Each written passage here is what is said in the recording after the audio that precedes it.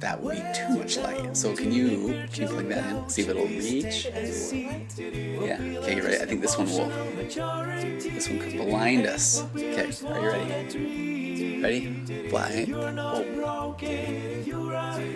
Is that good? Do you think that's too much light? Oh. Okay, wait. Okay. Okay, here. Okay, but I can even turn that down. Watch this. Boom, boom, boom. Okay, that's not bad. Okay. Boom, boom, boom. Oh, wait, and you can go different lights. Look at that. Looks like we've had a busy day. Sunny day right there. What's that? That's a neutral tone. Okay. You are the cosmetologist. Licensed, I've even heard. So tell me which one's better. Okay, here we go. That has nothing to do with light. Let there be light? What does that have to do with cosmetology? I don't know. I think that you do hair and makeup. Yeah? Not light. Okay, but doesn't... Okay, but if you were doing my makeup... What light? Okay, look, that looks... No, I think you powdered my head one time when I was doing something on film or something like that. No, I think you really did. So right here, look at that though. See what color that is? That, see? Which one's better? That? I would go with that one, but what do I know? I think for this, that one. Yeah, okay. Look at that. Okay, like that one. No, and then there we go. That one doesn't. There we go. Let there be light. And now I can go a lot of light or a little bit of light. Girl, whatever you want. Let there be light. And there was. And we began. Hey, everybody. Welcome to this. It is a Sunday night. It's the day before Labor Day. Hope you all have your presents wrapped under the Labor Day tree. I don't know. Didn't we just learn that Labor Day is for nothing? No, we learned that Labor Day is not being celebrated the way that it was originally intended per Okay, have we forgotten the true meaning of Labor Day? We're going to talk about mental health tonight, and we are. But you were just talking about Labor Day, though. But we were talking about Labor Day, and because I wasn't even sure what it was, I think a lot of people get Labor Day. I get Labor Day and Memorial Day confused at times. So Labor Day is a U.S. national holiday held the first Monday of every September. But what is this? This is from the TucsonSentinel.com. For most people, it simply marks the last weekend of summer, the start of the school year. And can you not wear white after Labor Day? Is that the thing? Do you know this? I thought you were allowed to wear it. Wait. Actually, that would make sense. How would I know that? Right? Why? No, what? Okay. I don't. If anybody knows. Oh, okay, this is good. 101 Music. If you know, Sydney is in the background. We've got Mike in studio tonight. Mackie and I. This is my daughter. I'm a licensed marriage and family therapist, certified mindful habit coach, writer, speaker, husband, father of 4. And you are a licensed therapist. Okay. And cosmetologist. But we are going to answer mental health questions, so get those in there. But somebody asked if you have more ghost stories, Sid, and I am kind of curious about that. Nothing off the top of my head. Let me sit on it. Okay, all right. Let me make something up really. No. Okay. No, I feel like something weird did happen. I know. The olive thing still. The what? We told him about that. I know, but do you remember? I think about it sometimes and I get really scared. Yeah, that was weird. My dog duplicated herself. I've seen a lot of dogs. Wait, can people hear you, do you think? I don't know. Can you guys hear me? Let's see. Can anybody hear Sydney in the background? Because if so, we're about to get a ghost story. I keep seeing doubles in our house. Like I saw Mackie. It's kept going?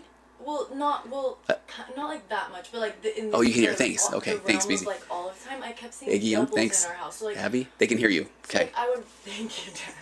Just to be sure. They can't. Keep going. Okay. But like I would watch Mackie go into the bathroom, and then I would pass by and she wouldn't be in the bathroom. So you just watches me go. You're staring at her, watching her go in the bathroom. She times me every time. Yeah, you have to make sure she's safe. Okay, that's sweet. Yeah. But I feel like something.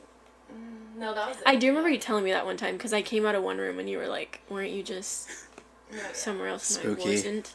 Okay, so we'll keep an eye out for doubles in the house. All right. Don't make it sound dumb. I'm not. Okay. And welcome to tonight's mental health conversations around the concept of differentiation. So Sydney felt dumb when I said that. Because you told her she was dumb. I did not. I just said so. We're looking for doubles tonight. We're gonna talk again about it ends with us. Nailed it. Okay. There's also it begins with them. It starts with us. It starts with us, but it ends with us tonight because I finally saw the movie, and I have a lot of opinions on it. We talked about this. It was a couple of weeks ago, I think, after you saw the movie, and I think there's a lot of themes that I want to talk about tonight. Some of it will have to do with DV. I don't know how much you can say. Can you say the word that rhymes with violence? Don't. Yeah. Okay. So DV. And we're going to talk about trauma-bonded relationships. We're going to talk about how much you should put up with in a relationship, if any. And and so much more.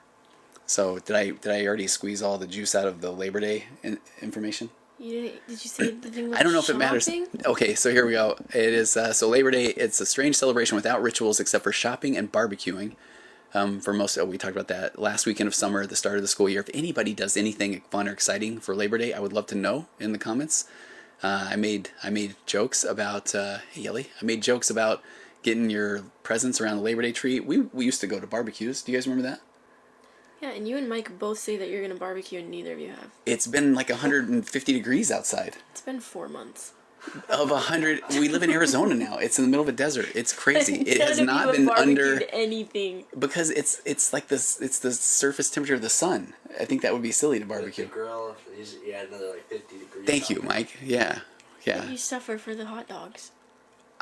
There's a hot dog store, Portillo's or something like that, where you can go buy them all by yourself. Okay, but thank you for joining in, and go ahead and get your questions in. Sydney's manning the comments, and she will give us your questions. I have not pulled up the question doc, Sid. I will do that right now, and we can kind of start talking about It Ends With Us. I need to not pause when I say that because write it on your hand really quick. I'll put it on this Google Doc. So, where do we start? Where do we leave off? Because I mean, so I'm acting like as if the people, couple thousand people that were here last time are the same exact people, so they remember exactly what we said. I don't think so. So can you maybe give a little summary of the movie? Huh? Come on, you can. It's a movie that's based off of a book where there's a girl who has a silly name. Chris was a little disappointed. Chris Main. Okay. I was too, a little bit. Were you? Okay. And I well, want to know. We've been over this for different reasons. Not at first. We'll talk about it tonight. Pretend that nobody's even heard this because pretty much everybody probably forgot. Yeah. Yeah. And Chris, I'd love to hear what you didn't, you thought it, disappointed. I'd love to hear other people's thoughts on this too. Yeah. But basically there's a girl that's in a seemingly, or what she thinks is a good, healthy relationship, and so she justifies all these things, but it's actually the opposite, and the dude sucks. He does. And then there's a kid involved, and there's some stairs involved, and then there's this other dude involved, and You should be a movie reviewer. I think I nailed it. You did. I didn't miss anything. And I think I had a summary last time. It's about DV though. That's the bottom line. It's about DV, and so if anybody is in a relationship that they don't feel safe in, I mean, we're gonna probably we tend to make jokes, and that is, but we're not. I mean, we do take that very seriously, and so one of the first things I would say as a mental health professional is to get help and know that there is low cost or no cost counseling wherever you live. If you just Google that around you. And I've got a podcast going out tomorrow or the next day on Waking Up to Narcissism, my podcast, and it is about a woman that is reaching out, desperate for help, and she is in a pretty bad situation. I was reading you the letter beforehand, and it just breaks my heart. So I've been using that a little bit with some of the content that we'll talk about tonight. How familiar are you with the cognitive dissonance? Do you know that phrase? I don't know what either of those words mean. Okay, so cognitive dissonance is a thing that I think is what a lot of people experience when they're in these bad relationships, and what cognitive dissonance is when you're basically seeing you're seeing something that doesn't really align with what you think. So if I think that this person is somebody that cares about me, but then I see them, I mean, in the movie, spoiler alert, but push somebody down the stairs or really lash out, that all of a sudden they're like, wait, that's not what I normally see. So then that causes you to just, it doesn't make sense, and we really want to make sense of things in relationship. So it's like this mental tug of war of what you're experiencing and then what you want to believe, and I think that definition of it's pretty deep. So I'm experiencing this person getting really angry with me and I don't feel safe, but what do I want to believe about somebody in a relationship? And that is cognitive dissonance. Yeah, and that's cognitive dissonance. So yeah, so you want to believe that your gut's telling you one thing, but your heart is hoping for another, and that's like what people go through a lot when they're in relationships with emotionally immature people or narcissistic people, and it starts to cause you to feel like you're just in this constant state of tension, always wondering, okay, what am I going to see next? And you want it to be the good version, but then you're now on edge of like, but I've seen enough of the bad version of somebody. And so I think that's and that just does, and people are mentally exhausted by that, and then they start to not just express themselves freely because they're worried that what if I say the wrong thing? Yeah. So if you look in the movie, if you go back to the movie, can you think of any scenes what were the scenes where that was going on? that she was... experiencing maybe that cognitive dissonance. Well, I think that's how, I mean, kind of spoilers, so if you care, don't listen. Well, and Dennis, the anxiety is terrible. Yeah, it is. I mean, when Yeah. somebody has that cognitive dissonance, and Jen, we're talking about it ends with us. So I finally saw it. We talked about it a couple of weeks ago after Mackie saw it, and I was just, as a therapist, I was just commenting on what I think was going on. But now that I saw it, I texted Mackie right away, and I just said, okay, we got to do a live, because I have a lot of big feelings about it now. Yeah, no problem, Jen. And then, so... But that's kind of how they set up the whole movie, because they show a few different scenes where they kind of almost leave certain things out of it, so you think that maybe it's okay and the situation is good, and then they re-show that whole scene completely, and then you see that it's like you basically see what she's trying to make it look like so that she can justify it and be okay, and then you see it flip and be this spooky thing. Okay, big time spoiler alert, because I think we need to talk about some of the concepts that were in the movie, because there was something that I didn't pick up on when we were talking about it before. And I like that, Mara. I wonder what our opinion is about the marketing of the film. I'm glad you asked that, because that was something that that's what I went off on, and I'm do it again. Still no, because I was mean. How so? I said Blake Lively sucks 100 times. Okay. Oh, that's right. You're coming in hot with that. Yeah, I stand by that though. Okay. It's sad. It's just disappointing to people that have been through it. Yeah. Being having been in that position and wanting this movie to be something healing and good, and then having the main person in it make jokes about it and make it super lighthearted and make it about the fashion and the rom-com and all, stuff like that. It's very disappointing. Yeah, I didn't see a whole lot of the rom-com side of it. That's what I'm saying, but Blake Lively, there's been interviews of her literally saying, it's a rom-com, go see it with your friends, it's... Which is wild. And that was never what it was intended to be, and so it's just crazy that that's, how it's being advertised. Yeah, because I can imagine it's going to get some people in there that are going to get really triggered and have no idea. Yeah. Yeah. But it's if you can go into it better, then it's... Or if you can go into it with, a different mindset where you do maybe want to heal or you do want to, see things, I think it can have some power that way. Yeah. So, okay. But people won't know that because it's being advertised differently. Yeah. Oh, Sid, please. It's just so, disappointing is honestly, the only word for it, because she had such a, amazing opportunity to be, a voice for people going through this, and, Well, she's done stuff like that before, which is why it's annoying. She's brought up, difficult topics and talked about them at things, and, child corn stuff. She did this whole thing, this whole speech about it, and then this is, how she's going about it. Yeah, it's she just... So she's capable, she's just not doing it. Yeah. Much.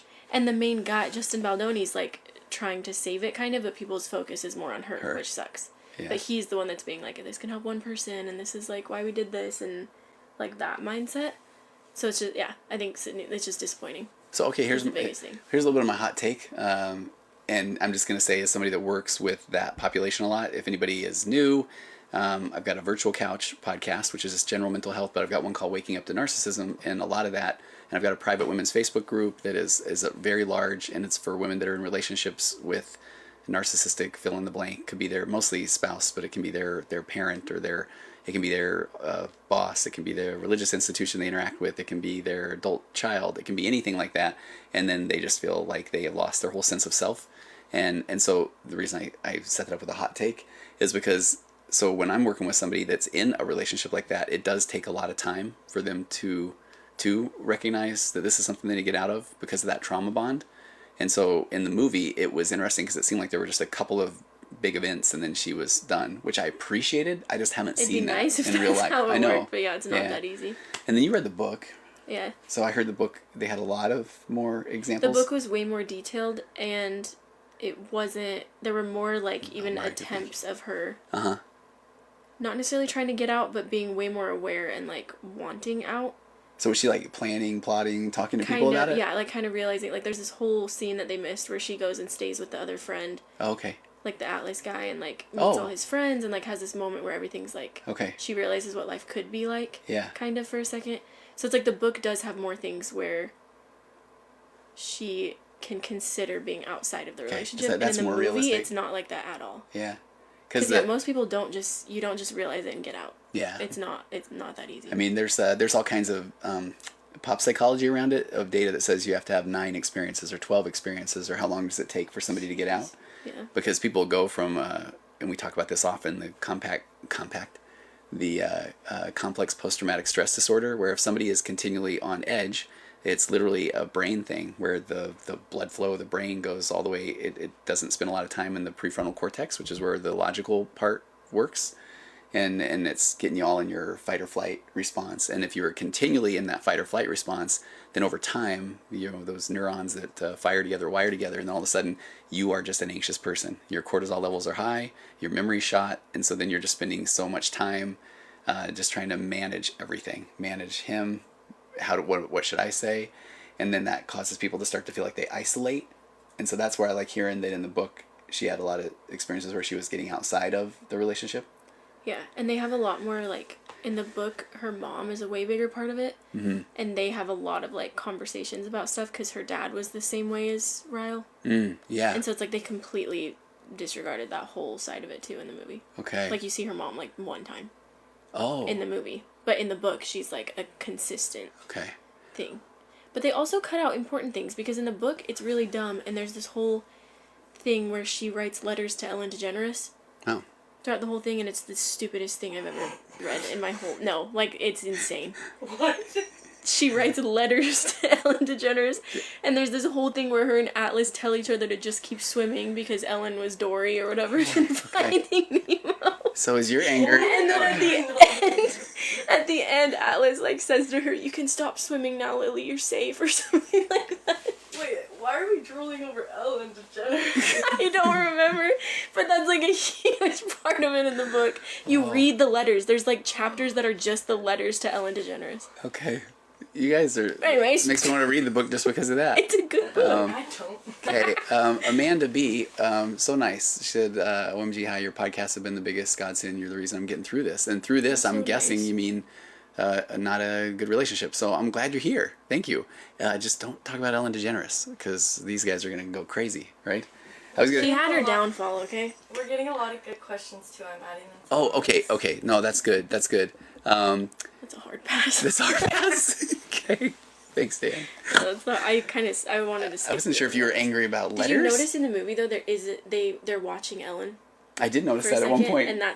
that was the one tie into it. Oh, boy. But in the book, it's every 5 seconds. Okay. Hey, look at this. Lena, I've been listening to Mackie's podcast. Oh, it's so good. I wonder, Lena, do you think that she should start podcasting again? That's crazy. Mike? Yes. Okay. Yes, for sure. You Okay. haven't listened. You can't. Okay, here's the funny thing. Let's talk about boundaries for a moment. So pretend that you're dating somebody like Mackie who has a podcast, and then Mackie says, "Hey, I'd rather you not listen to my podcast." It's me being shy So and then, humble. so then, Mike, Being good nervous. guy, doesn't listen, and I watched tonight. And she's like, "Yeah, you haven't even listened," and he's like, "I'm respecting your boundary." He never said he's respecting my boundaries. I mean, I interpreted it. I said I interpreted it that respect way. Your boundaries. Exactly. Okay, and Lena says it's been helping. It's been helping her. I'm really glad. That's Yeah. what, I mean, that's why we were doing it, and that's like... Why we were, or like why we will That's continue why we to. did it back in the day. And why we will continue to. Okay, so let me go to the questions, though, and we'll talk about this. For those that are just joining, one of the things that I was writing about a lot today that's going to go on a Waking Up to Narcissism podcast tomorrow is the concept of cognitive dissonance. And that's this mental tug-of-war between what you're experiencing in your relationship and then what you want to believe. And so and oftentimes people in the unhealthy relationship stop trusting their gut. And I mean, did you ever feel that? What did you say? That Unhealthy people, relationships they don't stop trust me. trusting their gut. Oh, yeah, because when I was in my scary relationship, 100%, we're like... Because especially with somebody who is maybe narcissistic or emotionally immature, they are constantly telling you how you feel and telling you what's right and what's wrong. And so it is like, after a couple months, you can't trust yourself because anything you say, they're telling you the opposite. Yeah. So finally you start to go, okay, I think maybe you must be right. I know because that. I'm wrong every time, apparently. That's the gaslighting piece, right? So then you just don't even try. Yeah. Hey, Jay said his brother just took his own life after a battling bout of depression and financial struggles and help. Jay, I'm so sorry to hear that. That's I would really recommend that. Yeah, go talk to somebody for real. And not somebody that's going to say, well, at least, or well, just look at it this way. And I think that's one of the things where even a nice person is really trying to help, but when they are telling you, not actually helpful in this. It's not very helpful, so it's because you're allowed to go talk to someone. you just need somebody to just hear you, that and can just be there. Yeah, and I think one of the best things is just I'm a big fan of having clients, and when I'm working with somebody like that, to write out the good stories, because those are things that will, when you start to have a really sad emotion or memory, and then not saying that then you just quickly replace it, but then you can start to do what we'll talk about more tonight, this concept of whole object relations, where you can take in all kinds of things about somebody. The part that, man, I'm really sad, the part where I can even have this frustration or anger with the universe, but I can also then remember these really good times, because too often we just go, this is where we go, this all or nothing, black or white, just it's so sad and I can't get through it. Versus, man, I am noticing I'm really sad, and I'm angry, and I'm frustrated, but also it makes me remember him even more. And so this is where I think a lot of times people can write down things, put things about him into, what am I trying to say? Rituals, ceremonies, holidays. Remember to do things that keep him alive. So I think that would be really helpful. But I'm really sorry to hear that. I'm glad you're here, because I think that you're being vulnerable. That's no that's kidding. Such a big step. You're already it doing really the right is. thing. Let me pull up the questions that Sydney has. Okay, here we go. So we've got one on. I'm just going to go through these real quick, and we'll pick out some, and maybe stay on this theme a little bit, and then we'll get to some of these. So we've got one talking about OCD making someone want to avoid an event.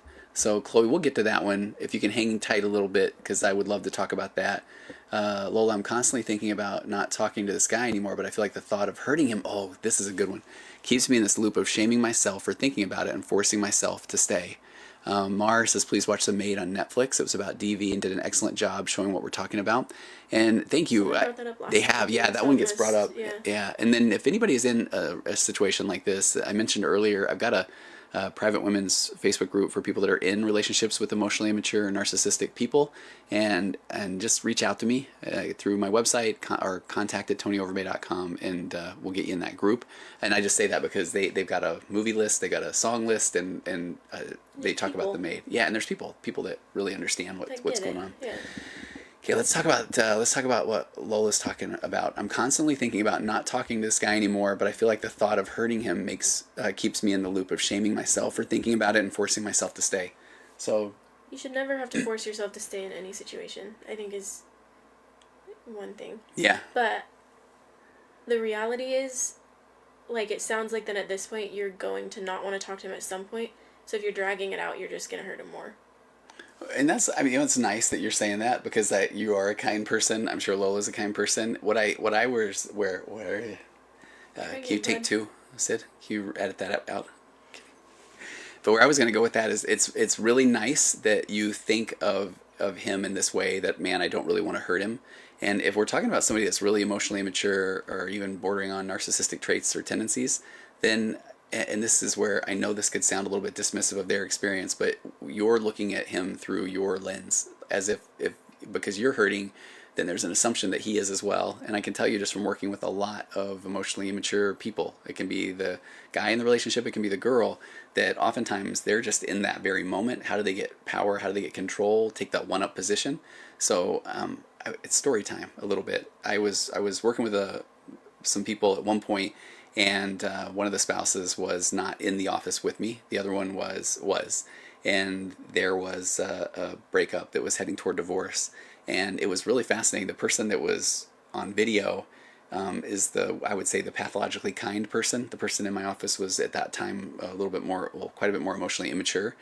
And so the person that was on video read a note that had said that I can't do this anymore. And then the person that was in front of me in the office started sobbing and saying, well, I'll do whatever it takes. I can't believe this. And so then I just said, hey, I'll touch base with the person on video later. So we went ahead and put them off of the video. And then the person just instantly went from sobbing to just anger. And just I cannot believe that that's what they're doing. And I've had because they weren't there anymore. That was their true feelings about it. Yeah, or that was they were processing. No, I think, and that's a great question. So what I see in that is when somebody can just flip the switch that fast, then those tears, that heavy emotion was there, I think, to try to manipulate or coerce that person back into the relationship. And so then when that person was gone, it was wild because then okay, that didn't work. That didn't work. How I actually exactly. feel Yeah.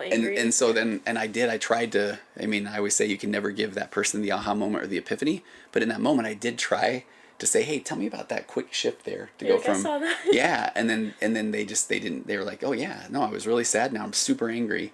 And that's the thing, okay. right? So if it's that person, if it is who they are, what it feels like to be them, then they assume that this is how everybody feels. And the reason I bring that up is because here's Lola, super nice person, saying, I'm so worried about hurting him.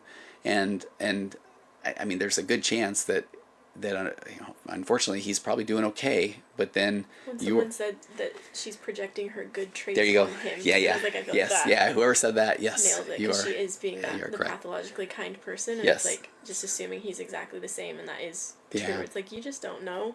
It's nice of you to care, and it's nice of you to not want to hurt someone, but you can't let that be the reason you stay. Good call. And then what's interesting is then people will often feel like, well, that kindness that they use, that they have, that is a gift in a healthy relationship is a negative thing. So often people say, okay, I guess I need to stop being kind. And it's like, no, but you need to not be in a relationship with somebody who takes advantage of that kindness. And that's then all of a sudden this is a gift that you have. That being kind. Yeah, it really is. So breaking this down more, I like this one. I just have to do this one. I think when she says, I'm constantly thinking about not talking to this guy anymore. So everybody in the room right now, don't think about a pink rhinoceros, and don't think about him on a surfboard.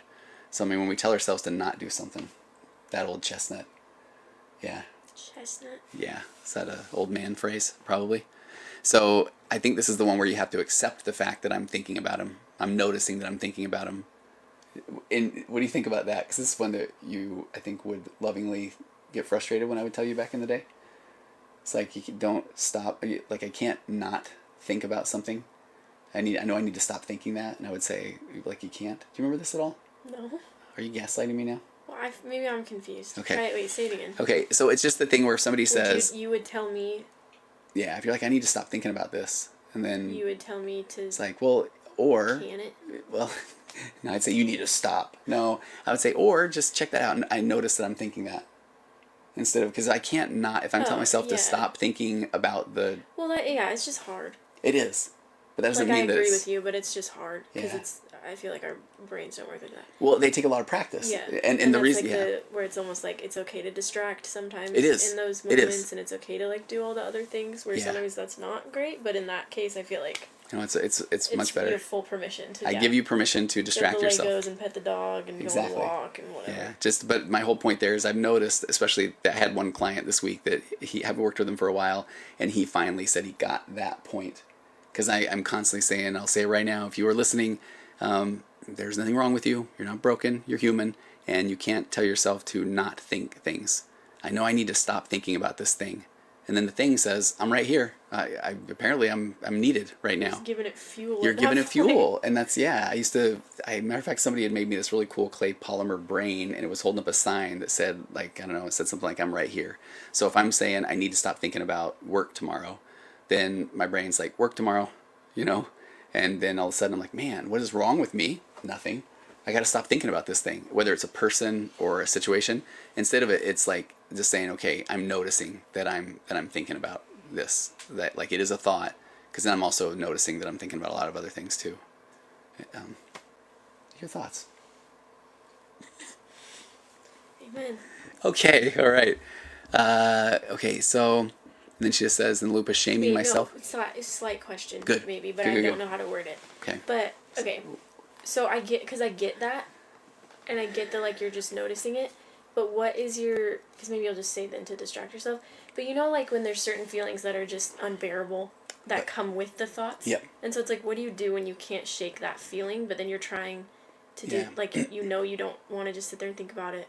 Yeah, the best thing. thing... I'm feeling like I don't do well with anger. Like, if I'm feeling angry, you get a little I cannot feisty. sit with that. I don't know how to sit with it. Tell the story about taking was it basketball or kickball over to the neighbors, and you yelled at that mom when you were a little kid?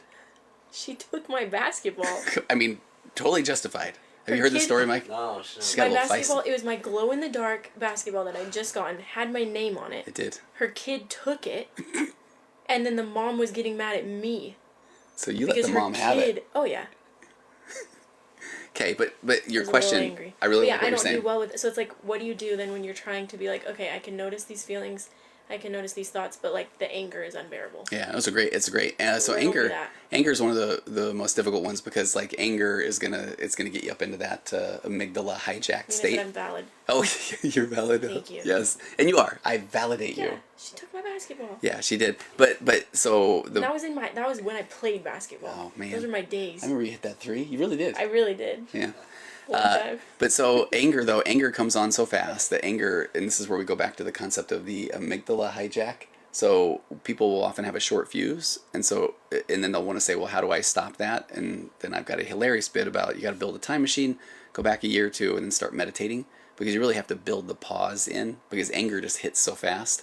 And that's the part where then I had this opportunity to see a functional brain scan with somebody on a treadmill once, and so they've got this brain dye in their brain, and then they're walking on a treadmill. And then the more that they got their heart rate elevated, that's the part where you would watch the part of the brain, prefrontal cortex. I'm covering mine up with my hat. This is yours right there. And that's where you're logical. No, mine's huge. Oh. Yeah. Mike's is huge too. Okay, so we have big brains. It didn't work. Really. Yeah. But so that prefrontal cortex is where you make the rational thoughts, where you make your logical thoughts. Okay. And then in the back of the brain is the part that's the amygdala. And what you could watch is that as the person's heart rate elevated, you started to see almost like little light switches flipping off of the prefrontal cortex. So the more that your heart rate elevate, because it was starting to slow down. Because if you're in fight or flight mode, you don't really need to think things through. You lose the logical part. Yeah, you lose the logical part. Okay. And then at one point, and they were doing it on purpose, but this is what anger does: is then it just immediately get that rush of chemicals, adrenaline, cortisol, and that floods the brain, and it shuts off the prefrontal cortex and your amygdala, and that's why we call it the amygdala hijack. So at one point, your prefrontal cortex. Light switches flipping off, and then they just go boom, and then the amygdala hijacks. Like in a second? When it hits like enough of the switches flip, then it's like we go right to the amygdala, and now that person is angry. So one of the most difficult things is when people will tell me, but what do I do in that moment? And that's where I say, well, we're talking about it now, so that you can start to then plan ahead. And this is where the next time that somebody takes your basketball, you'll know I gotta take a beat. Well, that's the problem. But the bigger picture there is that I use that as an opportunity to then say, okay, I could probably start meditating. I need to start doing some things that will calm my central nervous system. It's a practice thing. Yeah. Okay. But when you're in the middle of an amygdala hijack, I mean, that's just sometimes you got to write it out. It kind of sucks. Yeah, and I think we've talked about this. Some of the it's almost like a panic attack. So I was gonna say, yeah. So if you are aware of it, it's the thing where you can. Write it out, and but it sucks. But it'll go away, and it's. But if you do I can see this, I can smell this. Like what's that whole thing? I can see. 5 senses. 5 senses. Like certain number of things you can see, certain you can touch. Yeah. What can I dance to? I've never done that. I know. Yeah. I just do more of I do my breathing. And the breathing one's great, and that's one where honestly. Dinosaur. And hold your dinosaur. Had you been able, if you would have known this, and I need to go get my basketball, then it really. I'm doing it right now. It's funny. You start squaring up your shoulders. I do because it's like you're already in through the nose, out through the mouth, and then you go over there all zen. And I would like my basketball, please. I always do that. You breathe in 4, you hold 1, and you breathe out 8. That's a good one. I made him do it one time, and he was like, "Oh, I actually feel better." Okay. Go figure, right? Grounding. Yes, there you go. S-dub. Grounding. That's exactly what you do. Perfect. Okay, so let's see. We do have a lot of good questions here. Okay, we got that one, the maid. We've got Lola. So Lola, thanks for bringing that up there. But I just want to, you're not broken. You're human. You are giving this person far more grace. And so then when you notice that you're wanting to reach out to them, then that is the discomfort. And a lot of growth comes in discomfort. What do we do with that discomfort? Learn to sit with the discomfort, or learn to invite that discomfort to come with you while you pet a dog or go on a walk. Legos. Build some Legos. Shower. Yeah. And just some cookies. Oh yeah. But it does take a practice, and at points where if it just becomes unbearable, and then you just think, okay, I can't help myself, I need to reach out to this person, then give yourself some grace there and accept the fact that, okay, I made it longer than I would have previously. Because that's right? I'm being held hostage. Okay. Blink. There we go. Wait, it took a little while to get to one of those tonight, right? Okay. Don't blink. I just blinked like 100 times. I will say, though, JW, that is a good piece of business. Because I think that one makes me laugh every time. It is funny. Yeah, that one. I'll give you that. I know. And if I need my hat off tonight, I usually like when they're like, oh my gosh, she's bald. Things like that, too. Yeah. They're really funny. I mean, like, for real.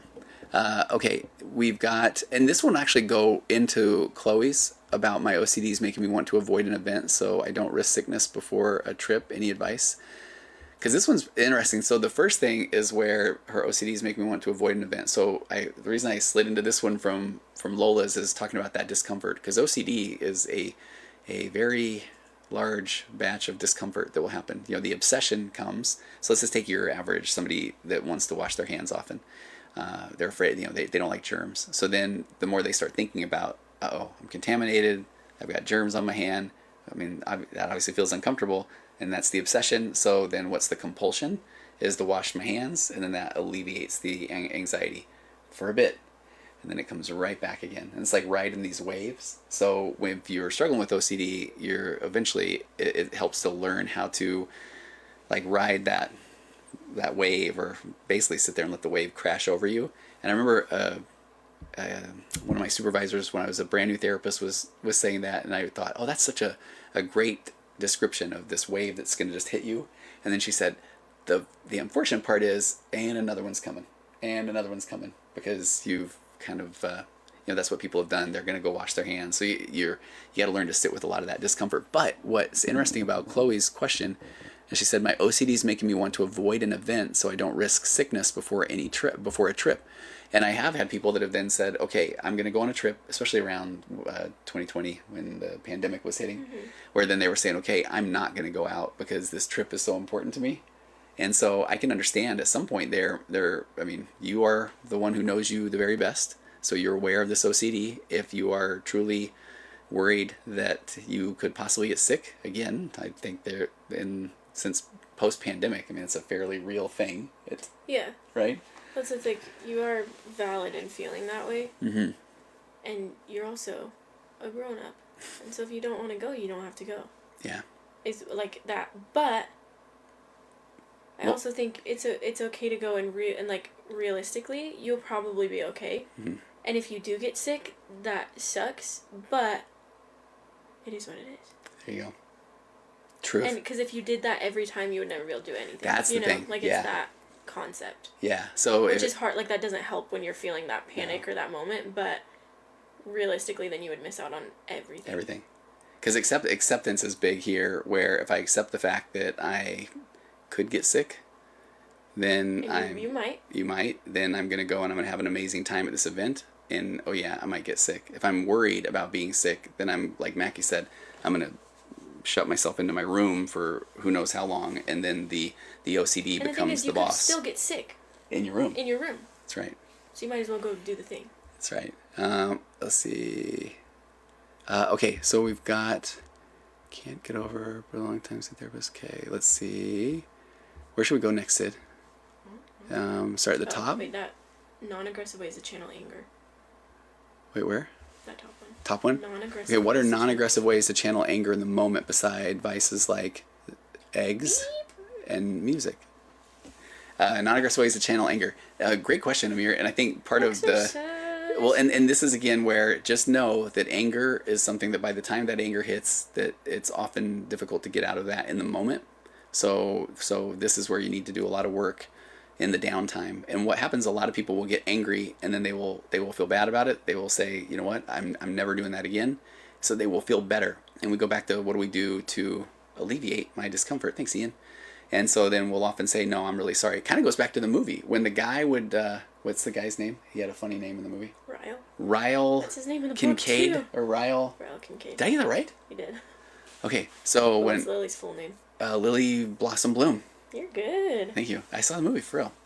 But when somebody gets angry, and then and especially if they then act on that anger, then they will feel really bad about it. So what do they do to get rid of that discomfort? They apologize. Now, apologies are good things, but if you're just apologizing to alleviate your own discomfort, then you now all of a sudden feel better, and then, no, I get it. I won't do that again. And that was part of the big problem in the movie, is that he would say the right thing. Yep. For her to feel better in that moment. Yeah. He didn't actually mean it. Yeah, because I was talking with the guys at our house before I came over here, and we were talking about how a guy, and they were saying, well, he seemed like, though, then he really apologized. He was very apologetic. And somebody can become an amazing actor with their apologies. Well, that's how they keep it going. That's Absolutely. how narcissists work. That's Yes, how they do. emotionally mature people work. Yeah. They nail that apology part and they're good to go. Yep. And then that's the whole point where then they walk away and they're so good that they don't even need to do anything different. But the work starts the next day where all of a sudden now I need to start practicing mindfulness and I need to start exercising. Maybe I need to hydrate better. I gotta start reading books and going to therapy. I actually feel like I'm okay. That's right. And so that's man, I'm glad we're back to this concept because we were talking about that in this movie. It ends with us. But if somebody says, "I'm so sorry, I won't do it again," and you feel, and it will feel good, and that's great to hear. But this is where the difficult thing to do is to say, okay, well, what are you going to do to make sure that doesn't happen again? And if the person's saying, "No, I apologize," like it just trust me, it won't. That's part of that ruling out process when we were talking about that people keep going back in, because if you don't really know what you don't know, then that sounds great. Of the person apologizing. Yeah. Right? But if someone apologizes and then does exactly the same thing again, then it's the apology was literally crap. Exactly. And it probably is again if they're going to apologize again, and they're probably going to keep doing whatever they said they're not going to do. Yeah. I've got one a situation that I'm working with now where the person, they're doing a lot of apologies, and then the family around them is starting to then say, well, we don't accept that apology, or that's not a real apology. And I get it, because now the people that are on one side of the family are saying, look, just because you don't like the apology doesn't mean it's not a real apology. But then I was able to look over some of the correspondence, and the person is just saying, look, I said I'm sorry, I said it 3 times, and now you need to forgive. And a genuine apology is not just saying the words, but it's saying I'm so sorry that I caused this. Well, then it's the action afterward. Yep, exactly. And it's if you do the thing again or not. Yeah. I'll get people that I'm working with that will have to go to anger management classes, for example, and they'll go to a few of them, and sometimes they'll be mandated to go to 52 of them, 1 a week for a year. And they'll go to a few, and then they'll just think, this is ridiculous. I'm good. And then there are other people that then say, okay, I must not know what I don't know. I thought this was pretty normal. And so then they go, and then you get them 26 weeks in, 30 weeks in, all of a sudden it changes their whole life, because they thought, well, no, I did get angry, but it was your fault. And so, but I get it. I can work on it. I said, I'm sorry. We're good, right? But then over time, now they realize, okay, I have to take ownership of my own part of that. Yeah. Yeah, that's tough. Amir says that's the truth. I should stop trying to prove points. I always end up apologizing afterwards. Absolutely. So this is where, in my Waking Up to Narcissism podcast, I talk often about these 5 things in interacting with an emotionally immature narcissistic person. The first one is raising that emotional baseline, getting your self-care. Self-care is not selfish. Get your PhD in gaslighting. So really understand that if you know and you're confident about an experience, and then you express it and that person says that didn't happen, or I don't think you even understand what you're saying, well, I do, because this is where I'm starting from, then that's a form of gaslighting. So then you're made to think that your experience, your human experience, or your words are crazy. So, and that can, like you were saying earlier, that can make somebody start to think, maybe I am crazy. Right? Because when you hear it enough times, it's like, you start to doubt everything. Yeah.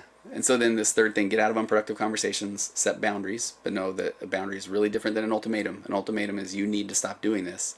And this is where, Amir, I'll go back to that, where if you're trying to convince them, prove to them, even from a good place, like, look, this is important to me, I need you to stop yelling at me, that's an ultimatum. A boundary is a me thing. If you keep yelling at me, then I'm going to leave. And that doesn't mean that they're going to say, okay, I get it. And that was part of the thing I thought was interesting at the end of the movie. Spoiler alert. But at that point when she just says, I'm done. And he goes, okay. He says, okay. Yeah, and I haven't really... You got it, boss. Take my kid and go. Yeah, because my experience has been the person's terrified to say that. And then when they do, then he says, okay, well, good luck having the house that we have right now. Or do you know all the things that I bought you? Or, okay, well, yeah, right. Or I will tell people that... I'll tell them that you did it, you were as much to blame as I was, or those kind of things. And that's usually where the kind person's, okay, you know what, we can work on it. What you thinking? It just sucks.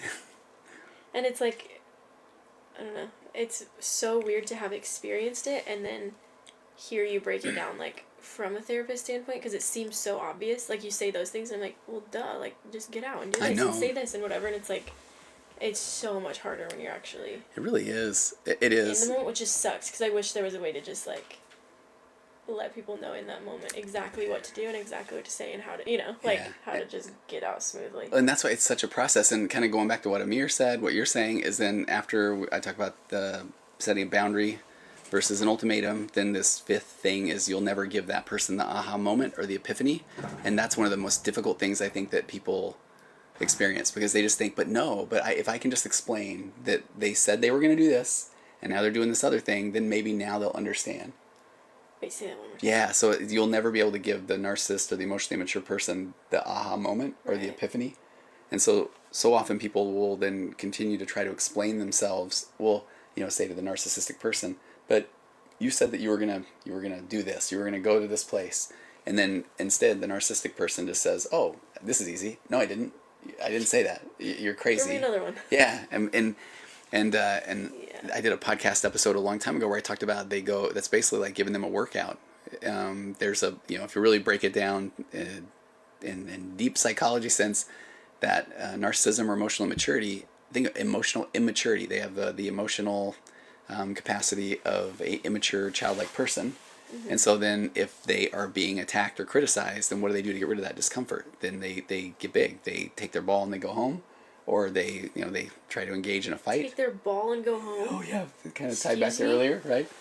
But it's not that they don't sit there and say, "Man, this makes me uncomfortable." But tell me more. Let me hear about your experience. No, they alleviate that discomfort by saying, "Well, you're not perfect either," or "Well, you made me do it," or "No, I didn't do that." Those kind of things. And that gaslighting is a childhood defense mechanism. So that's been happening since, I don't know. Sometimes I think like getting one of those shirts, and if the year you were born in 1999. Yeah. So let's pretend that you were the. Say that like it was silly. Well, no, it's not. But it'd be like gaslighting since '99, But you haven't been. You've been wonderful, never doing that. What the heck? Right? You ring up my ball? Now you're gonna tell me I'm gaslighting? No. Okay, two good questions here. First of all, this one from Lisa Marie. How do you work with somebody to curb apologizing too much? What do you think that's about, Mac? What did she say? She said, yeah. How do you work with somebody to curb apologizing too much? So have you ever been the one that apologizes a lot? Or been around somebody that does? Yeah. Okay. I'm the one that apologizes. I know. That's why I'm teeing this one up for you. Oh, you're making fun of me. No. I'm sorry.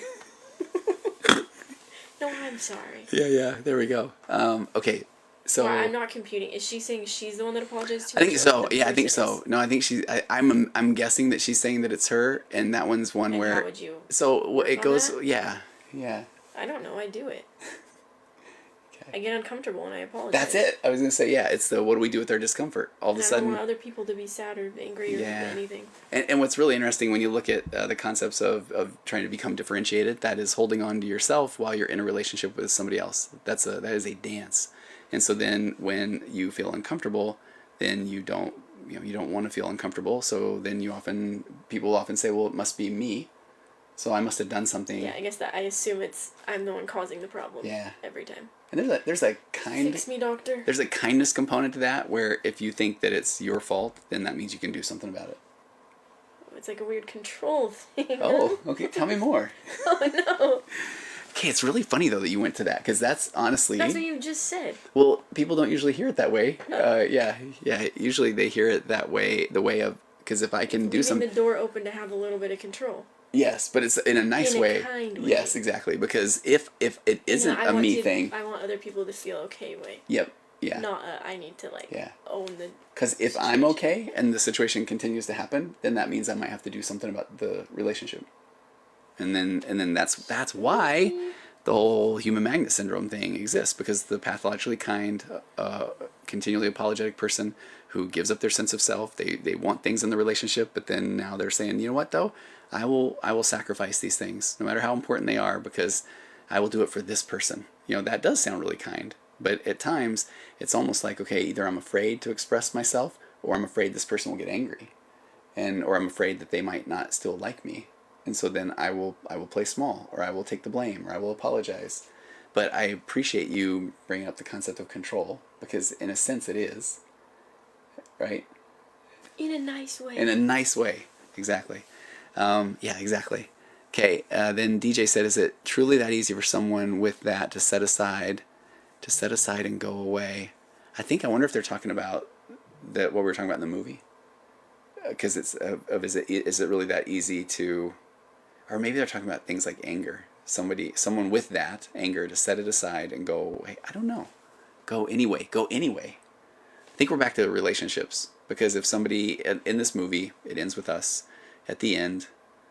The Blake Lively, her character, Lily Blossom Bloom, she just said, I think I've had enough. I think I'll be leaving now. And the guy said, literally word for word, that's what happens though. Kind of. And she said, I'm taking the kid too, and he just goes, yeah, he's like, okay, you're right, I'll go. No problem. Yeah.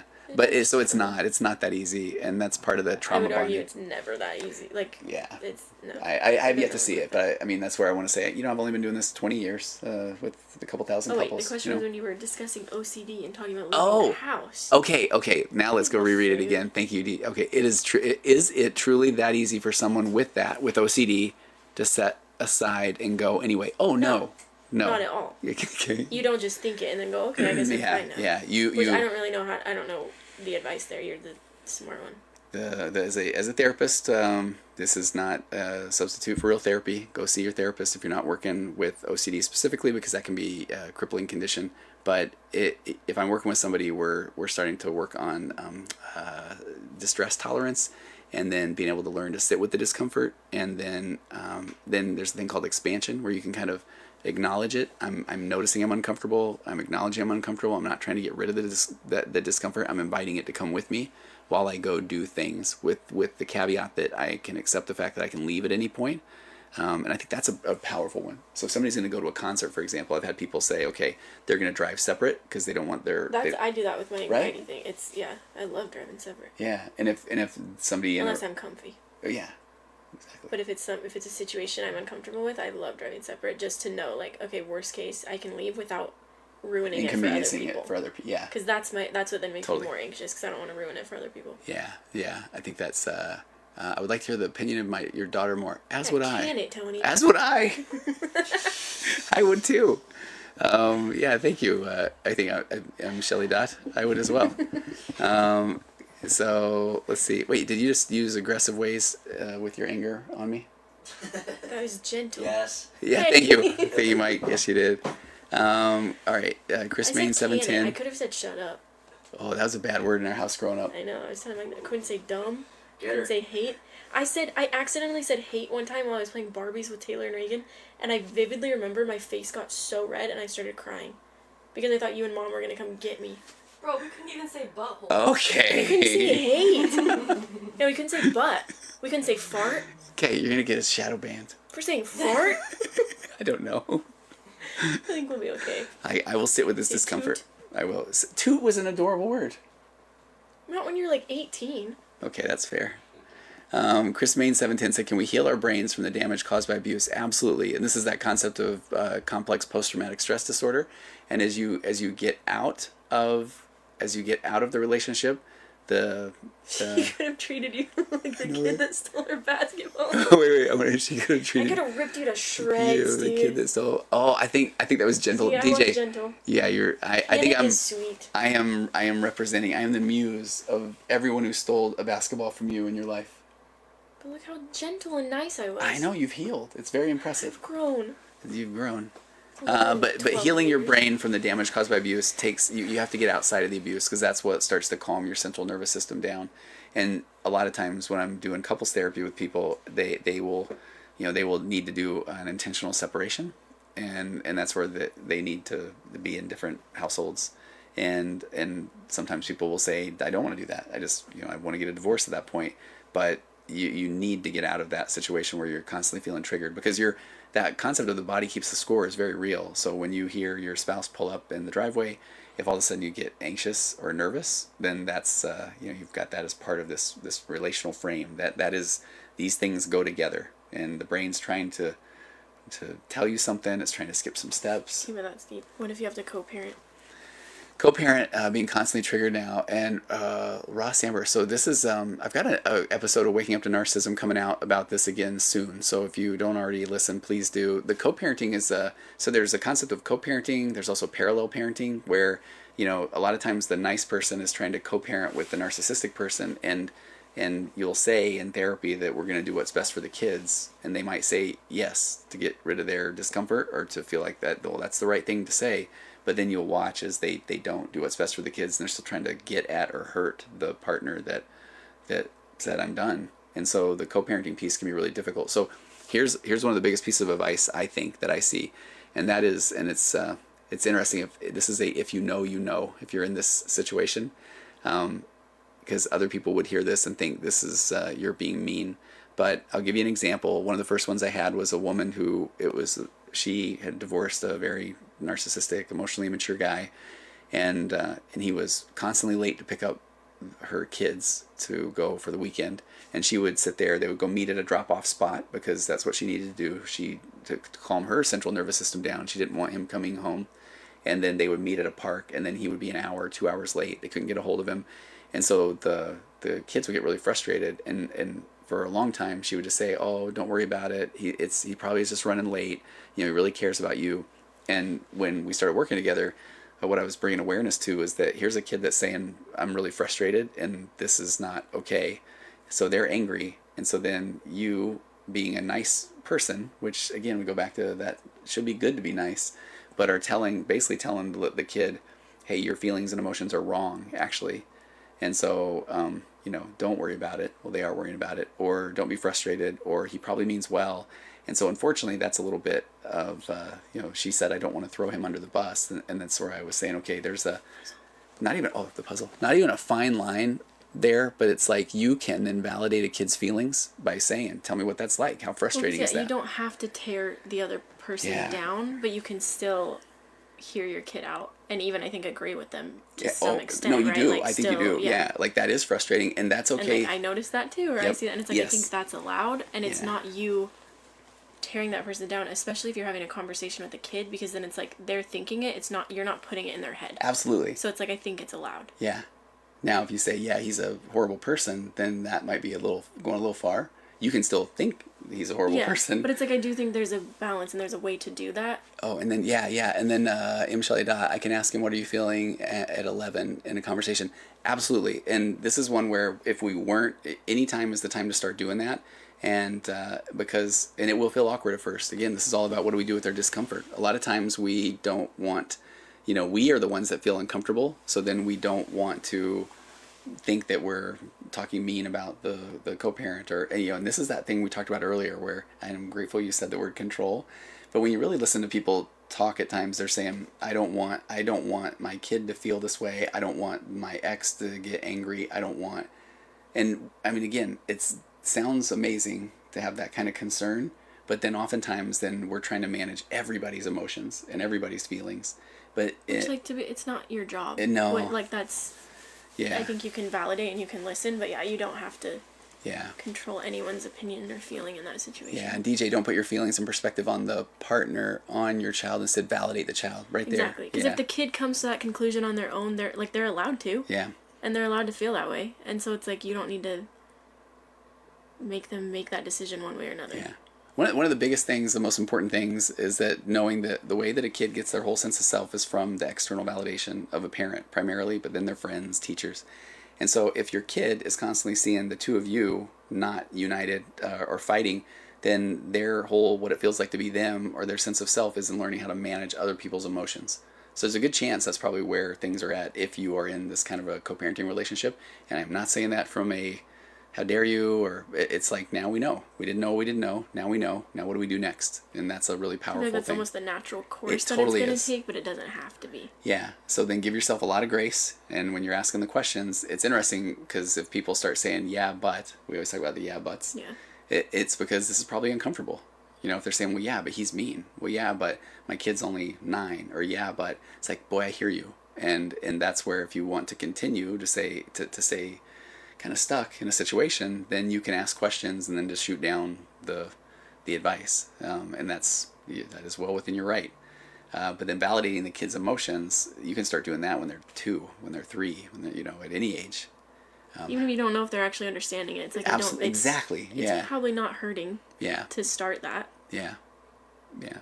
well, so there, this is where I like the origin story and jump in here if you think of childhood memories of anything that comes up here, but.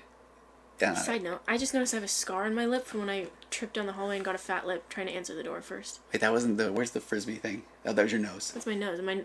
I went to an ENT the other day and she told me my nose is all crooked. Okay, and the scar on And your then I lip is probably from broke what? it. What was the scar from? Somebody rang the doorbell in our old house in that hallway right there.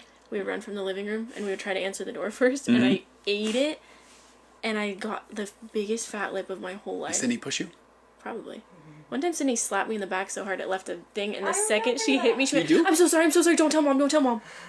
Did you tell mom? And then she was like, I'll do this, like all this. Mackie would not even say anything to me. She would just give me a look. Yeah, I would just look and then I would go straight to mom. Oh my god. Look, I would literally get so mad. Like, I would She want to 5-starred me on the back. What was it about? No idea. I don't know. That's the only part of the memory I have is just slapping me. Yeah. Did you And give her then a good I remember shot? going, I'm so Oh, sorry. it was good. No, Yeah, that's what I'm good saying, like shot. straight 5-star. Like are we in the teenage years or little kids? No clue.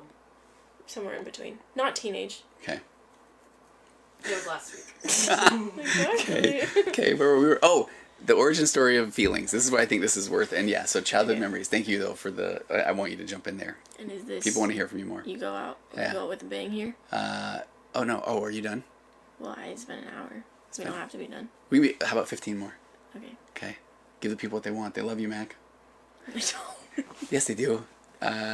Okay, so every kid is just going around being a kid. I'm watching our little grandson, not ours, Our my grandson. daughter, but my grandson, your nephew, Little Red, Baby Red. Dude's just like everything, like can't stop all of his movements, right? He has no control. No control. And so then basically I look at that as like now carry that out through childhood and adolescence, and a kid's just basically just reacting to the world, being a kid. And then a parent feels like my job is to tell the kid what is right from what is wrong, and then I will be a good parent. Or it could be a parent that maybe isn't really what they're looking to do, but they get annoyed with the kid because the kid is bothering them, makes them uncomfortable. But either one of those is then you're telling the kid, hey, calm down, don't slap your sister on the back, clean up your room, stand up straight, chew with your mouth closed, like you need to do all these things. So again, even a nice parent is like, hey bud, we don't say that, we don't say fart, we say toot. We don't say butt, we say bum. Right, with those kind of things. But what you're basically telling the kid is, hey, everything you're doing as you turns out kind of wrong. And so then eventually a kid then takes their... Sting a little after a while. Well, it's a bummer because the parent really means well, because they really do say, no, I want you to be successful. I want you to act this way because I think that will make it better for you. Yeah. Which makes sense, but then the kid eventually stops externalizing their emotions and they internalize them, and now they need somebody to tell them they're okay, or they need somebody to tell them what to do. But the bigger part, kind of back to what M. Shelley Dot was asking, can you do that at 11, is that the kid has learned that my feelings are not good. So what we need to do from a very early age is just to say, what are you feeling? Man, you look angry, you look sad, you look frustrated. It doesn't mean that now the kid is now doomed for sadness, angry, and frustration for the rest of their lives. They're actually learning that, my emotions are actually okay. And so I'll get people that when they're in a relationship or coming out of a relationship, no matter what the age, and then they start to allow their emotions to come in, they hit big. I mean, it's like all of a sudden they're allowed to come out, and they are just going to overwhelm somebody. Yeah. It's like, it's good to ease it in like that. Yeah, right? Yeah. Yeah. And then you learn that, my emotions are actually okay. That's all right. Similar to when you talk about how if your girl, your best friend is telling you about how horrible her boyfriend is. Yeah. It's that idea of instead of being no, you're doing everything wrong, you have to change everything about yourself. Yes. You're supposed to just meet them where they're at. It's Yep. that, right? Totally. What's that like? Tell me more. How hard is that? That's an important tool to have. It's such an important... For everything.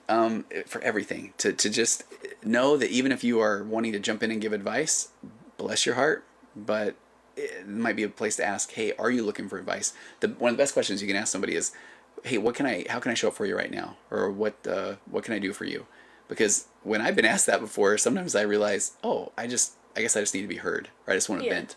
I don't want the advice right now, I just need to say the words. No, I know. And there's people in our lives, I can think of a couple people that mean well, but everything that, you say to them, they're like, well, just look at it this way, or well, what you need to do is, and then do you keep hanging around those people? I typically don't. because I want interaction. Differentiation is about, it takes a courage to be known by somebody and to know somebody, and neither of those things involves trying to tell the other person what to do or how to feel or what to think. That's deep. Thank you. It got me for a second there. Did it? I think. Okay, how so? Whatever you just said.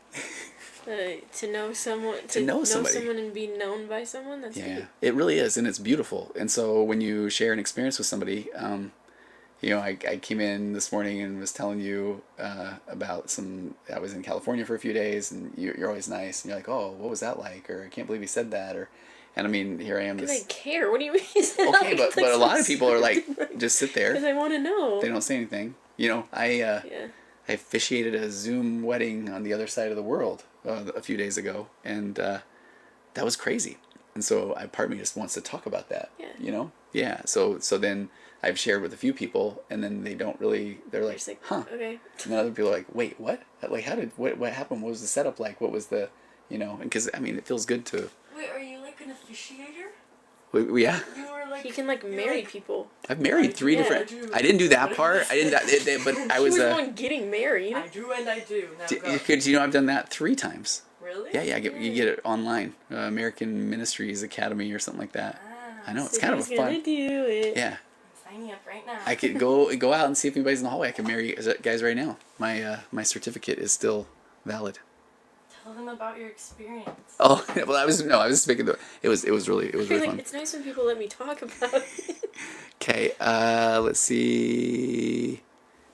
Oh man, Bobby, I'm devastated. I found out today my loving husband got diagnosed with terminal bile duct cancer. I don't know how to handle this. Bobby, this is one where I can't even imagine. And I am so sorry to hear that. And that's one where I think a lot of people are probably going to want to say, hey, just do this. Just look at it this way. And this is where I think one of those situations where just find somebody that will just allow you to let the feelings out. And it will show up in the what can I do for you way. Yeah, and you can be sad. You can be really sad. I am not trying to I can't even imagine what that would feel like.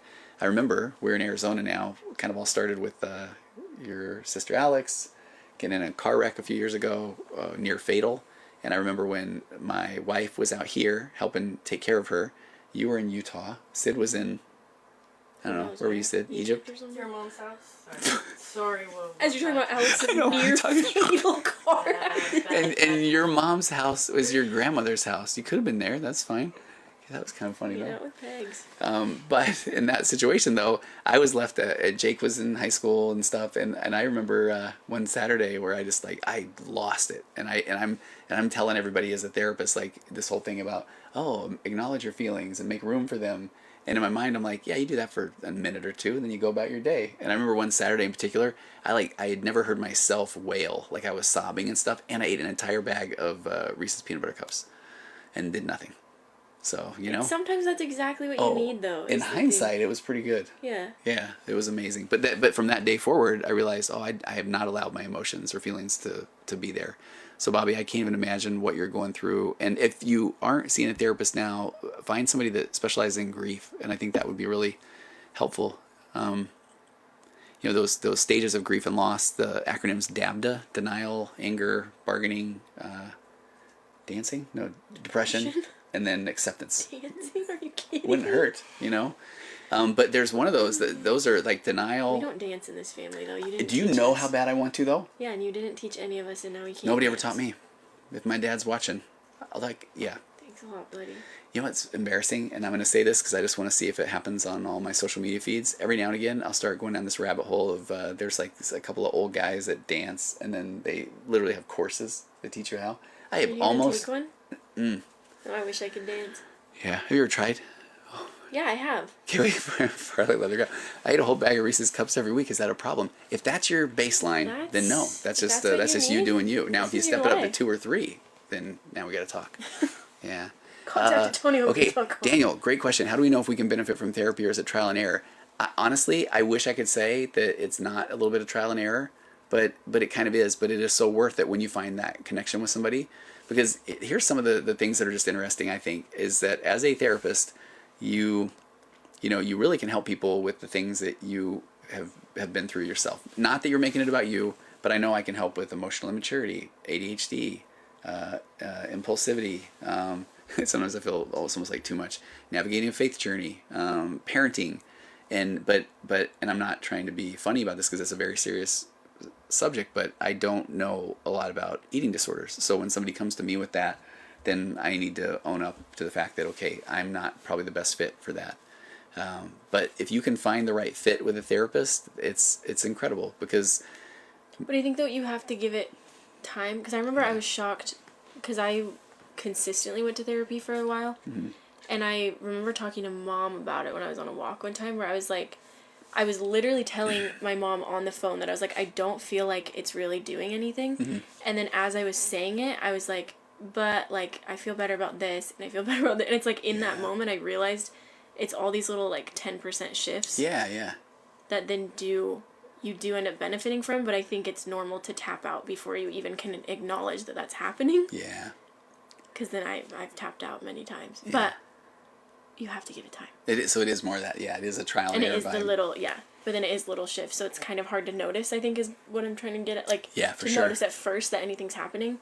Yeah. But that doesn't mean that nothing's happening. There's a huge shift that happens over time when we're used to talking with people. So first of all, if you just keep things going in your head, they will devolve. They will go toward the negative. That's just the way that the human brain works. The positive experiences are like Teflon, and the negative are like Velcro, and that's a survival skill. That's a defense mechanism. Our brain's worried that if all of a sudden I let my foot off the gas of worry, that then the world's going to fall apart. So I always have to be a little bit worried, and that's where things like anxiety come from. I mean, it's there. It's supposed to be good. He's saying thinks he's been holding it off for a while, and I think just we've talked about this before too, but I think the biggest thing is that genuinely therapy is not as scary as it seems. And if you do find that therapist that you can connect with, it literally is having a conversation with somebody that cares about you. Big time. Is what it comes down to. And it doesn't end up feeling as scary as you're potentially making it out to be in your head. Because I made it seem like it was the scariest thing in the world. And I was so, like, in the best way possible, almost underwhelmed when I left for the first time. Because I was like, oh. Yeah. Like, that wasn't that bad. That's a good way to put it. It was just a conversation, and I felt a little bit better afterwards. Yeah, that's perfect. Everybody does want to feel heard and seen and understood. And this is where, even if you're talking to a good friend, and they say such things like, man, I know exactly what you're going through. And then they tell a story about how, and I could tell so many stories about this. Literally, one of the clients I worked with, when I was working with her, her mom had passed away. And I'd worked with this person off and on for a while. She was funny, and she just said she was still in school, and she went to school, and I'm not making it up, but the person was like, I know exactly what you're going through. I had an aunt that died long ago. So that isn't quite the same. But then that's what people do, bless their hearts, to get rid of their own discomfort, is to say, well, just look at it like this. They're in a better place, or don't worry about it, or eventually you'll, and that's not what the person is wanting. No, they just want somebody to say, man, that sucks. That's horrible. Yeah, what's that feel like? For you. Yeah, exactly. Man, there's so many good questions here too. The goat in Jurassic Park. How has being 3 minutes? How has being on social media as a therapist helped you? I don't know.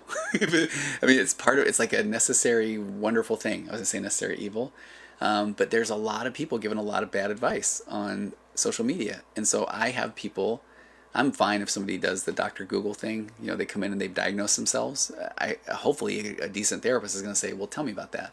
Help me understand what's that like, why do you kind of go down that path? I already know a lot of clients I've worked with have said that when they've done that in the past, their therapist has said, okay, well, I'm the therapist, nice power trip. But then a lot of people are getting, I just think, the wrong advice and that's one of those. From social media? Yeah, a lot of it. Because, okay, maybe I'll go out with a bang, but I really want you to finish. You think of some finishing strong moment.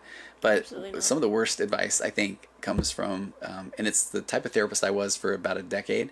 And it's the just change your thoughts, just think different, just choose how to feel in a particular moment, because it sounds okay. When somebody really doesn't want to get out of bed, then that's a decent way to look at it. We'll just look at it like this, today's a good day, or maybe you can meet a friend, but that's the one where it's like, you start with your automatic negative thoughts, or you're broken, or something's wrong with you, you're stinking thinking. And so then you just need to change your thought. So you watch a good YouTube video that has some cool imagery and some motivational music, and then you're like, man, I'm gonna do so good today, and then but then if something doesn't go your way, if somebody doesn't call you back, or you get a flat tire, or whatever happens, and now you get frustrated or angry, then you tend to beat yourself up because I couldn't even stay positive today. So I think that's some of the advice that's given that is doing maybe a little bit more harm than good, where it's like you just have to choose to be happy. But if you're in a pretty crummy situation, then over time you start to feel like I don't even know how to do that, and so something must be wrong with me. Or people that are just saying this is what you need to do, then that can often lead to people having, I call it this net negative effect of they're saying, well, I'm trying it, but that worked for this person. Maybe it doesn't work for you. And so you feel like, what's wrong with me? And we talk a lot about acceptance and commitment therapy, which starts with you're the only version of you that has ever walked the face of the earth, with your nature and nurture and birth order and DNA and abandonment and rejection and hopes and fears and dreams. So you just start from a place of you feel the way you do because you do. Nothing wrong with you. You're not broken. You're human. And now it's like, what do you now want to do? And then you start to find what your values are, what matters to you. And you start to really discover who you are. And you can do that in a relationship or outside of a relationship. But you don't start with like, I don't know what to do, and so tell me someone else. Because then that person can give you some good advice and it might get you jump started. But over time, you have to figure out what works for you. Because go back to, you're the only one that is you, turns out. Remember the Ikigai thing we did? Yeah, talk about that. That was really cool. I don't totally remember. We did a podcast episode about it. We did on Mackie and The Mind, the Mirror, and Me, which is making a comeback, I heard. Oh, yeah? Yeah, but how do you spell it? What is it? Is it Ikigai? Wait, I-K-I-G-A-I. Ikigai meaning, okay. Oh, okay. Ikigai is a Japanese concept that refers to a reason for living or a sense of purpose. But it's almost like a formula to it is. your values and like Ikigai. what you care about. Okay, what you love, what you're good at, what you can be paid for, and what the world needs. Like it's literally a way to discover what you're passionate about and then flip it in a way that you can basically essentially make a living out of it or like do something more with it. It was really cool. We'll talk about, when you were in college at first, you were studying to be a teacher. A teacher, and was that something you loved? No. Was that something you were good at? I liked babysitting. Yeah. Okay. So I said, I'm too scared to be a hairstylist because people will bully me, so I guess I'll go be a teacher. Right. So then all of a sudden, you changed to become a hairstylist, and... Yeah, I was basically failing out of school, called you sobbing every night, and then I said, I don't want to do this. I know, and Mackie would say, I know you'll be so disappointed. I'm like, go to cosmetology school. And you're like, oh, but it sounds like you're frustrated. Go to cosmetology school. Yeah, I'm like, you're like, just go. Then you do. And then a mere years later, thank you, pandemic, you built a successful cosmetology practice, right? Yeah. Why bully you? At my high school, there was like a weird stigma, like the dumb hair school girl was very good real. Question, DJ. Yeah. So I very much felt like people would just think I was stupid for doing hair, even though that's what because it was the thing where people would say like, it's the dumb girls that can't go to real college go do hair school, which is actually really hard to do hair. So. For real, lots of things. This is those of us that are older. But so I gave into that, which is stupid because who cares? I don't. And I was making money. That's right, making them dollar bills. I really think. I wonder. Do you think? So I love the question. This has kind of got us started with how has social media been as a therapist? And again, I love doing these lives. I love recording videos. It's called Ikigai. Ikigai, yeah. Ikigai. Yeah. Yeah. Oh, good. Yeah, Cameron. Aaron. Okay, agreed. That was the stigma at my school too. Because I was gonna say, is that stigma changing? Because I feel like it is, because there's some really cool. Your hair account's pretty fun. Yeah, I think because follow of at social Beauty media. by Mackie. Yeah. I think because of social media, it's changed a little bit because people see more of the behind the scenes part of it and see that people are successful. Yeah. Right. And then I did. Sorry, I cut you off so hard on whatever you were saying. Oh, I wanted to ask you the Ikigai, because I was going to say I did 10 years in computer software. What do I love? Not that. What was I good at? Not that. What the world needs? Maybe. And what can you be paid for? Sure. But then I find therapy. I went back and got my master's in counseling in my early 30s, and now 20 years later, I love it. I think the world needs it. Yeah, you can get paid for it, and I think I do it okay. So that Ikigai thing is you find that passion, right? And it's like, it's cool because what we did when we did it is we plugged things into ChatGPT, which you can literally do, because it's like my passions were creativity and connecting with people, and it's like you put those together, and that is the base of hairstylist. Okay, wait, how do you spell it again? Ikigai. Ikigai. Yeah, I won my 4th and 5th grade spelling bee. So no big deal. Okay, I thought I had notes on that. Maybe there's some other You thing. do a fantastic, Tony. Don't be so modest. Literally. When you said, I do okay. Oh, thank you. Oh, Robert McIntosh, that's my guy right there. Okay, Robert, go follow his account because I've been meaning to reach out to him. He can fix anything. And that's one that one kind of gets to me because I can't fix so many things other than your relationships. And you're right. That's good. That's a tagline. Yeah. Right there. Oh, but Robert though, man, I said I started. Oh, thank you, smart Mars. I sent the rose. Yeah, but Robert McIntosh, like that guy. That's one of those where I don't know. Give him some like baling wire and some chewing gum wrappers and something, and then all of a sudden he fixes your car or something like that. Yeah, I couldn't do that. I know it's pretty impressive. Okay. Hey, thanks everybody. Apparently Mackie wants to be done. I'm kidding. We can keep going. I just start to zone out and you get mad at me. I do. Okay. Okay. We need to talk about this. We need to talk this through. I really want to. Or you start to more. It's you call or you ask me a question and I'm completely zoned out, so I don't know what you're talking about, and then I'm put on the spot and then I panic. Okay. Oh, okay. Aaron says, well, here, let's speed around these because this first one, your dad's a therapist. She says, okay, Aaron says, my dad is a therapist and I feel like he is so absent and emotionally detached. Sydney, you come on. Tag out with Sydney. I will. Tag. You and Mackie do it. Yeah. Okay, this is an awkward one then, really. Why is it awkward? Because Aaron says, my dad's a therapist and I feel like he's so absent and emotionally detached. Any tips? Are they asking me? Because what was your experience? I love these questions. That is hard and I feel bad because that wasn't my experience, so I don't know. Because I feel like it was for the greater good. But I also can understand that. I think your job is really heavy. And I get, like, if you're doing that all day to then come home, I would understand feeling emotionally drained and, like, not doing that. But that doesn't justify it because it's your kid and you should still. Yeah. So I honestly don't know. Okay, I love it too. And Nonchalant King, I love wondering if it's too late. 29, med school. No, not at all. I mean, when you find the thing that you enjoy, it's crazy.